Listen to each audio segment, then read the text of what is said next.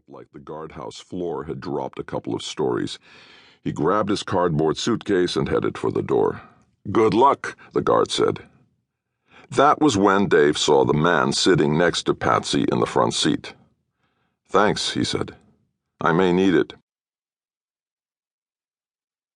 The Camaro squealed to a stop in front of the building, rocking slightly on its shocks. Patsy had never been intimidated by the presence of the law. Dave walked up to the passenger window.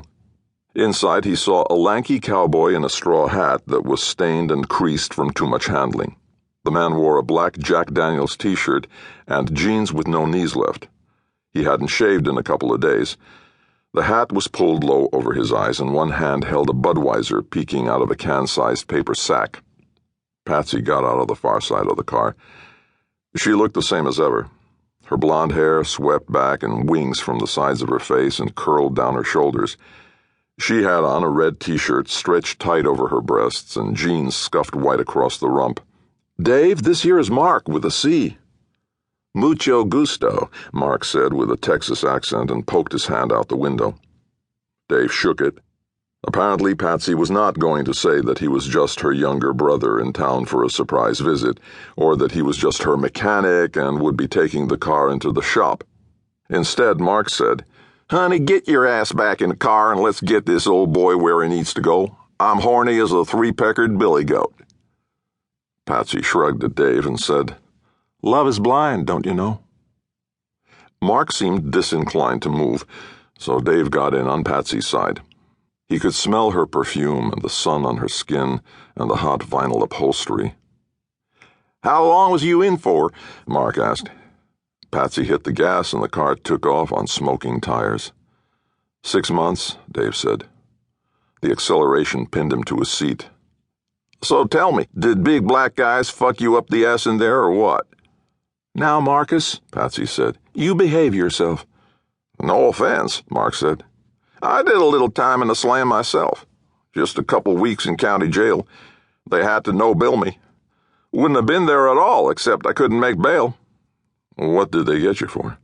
"Arson. Hell, they should have given me a medal. Some bitch went straight up, burned to the slab in 7.5 minutes. Didn't touch a damn thing on either side. Took every bit of evidence with it." Dave turned to watch the prison recede behind him. The grass, he had to admit, looked good. A nice, even green. He'd spent 7 hours and 15 minutes a day, 5 days a week, working on it. He didn't think he'd miss it. "So what's this job you said you got?" Patsy asked. She slowed briefly for the stop sign at Highway 95, then spun the wheel hard over and hit the gas. Dave's suitcase slid the length of the seat and tumbled to the floor. "It's in Surfside," Dave said.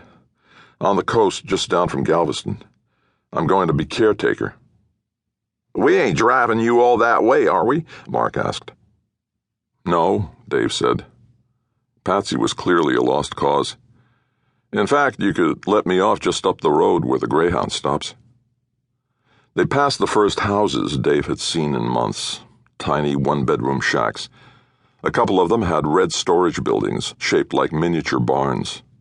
Dave saw a toy tractor and a chihuahua not much bigger than his hand. It was like the entire world had shrunk while he was in prison. "Caretaker," Patsy said.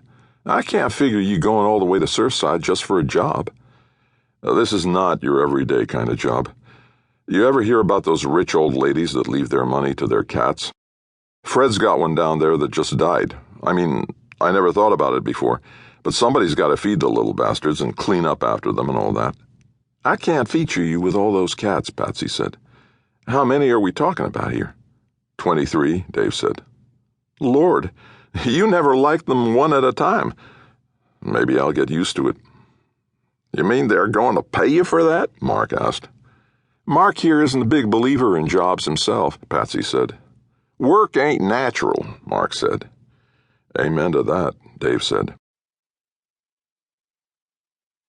They turned east on 21, away from the main part of Bastrop, away from the H-E-B grocery and the Walmart and the road to Austin.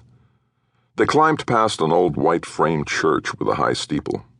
A moment later they were in the trees, and Dave could smell pine sap and fallen needles.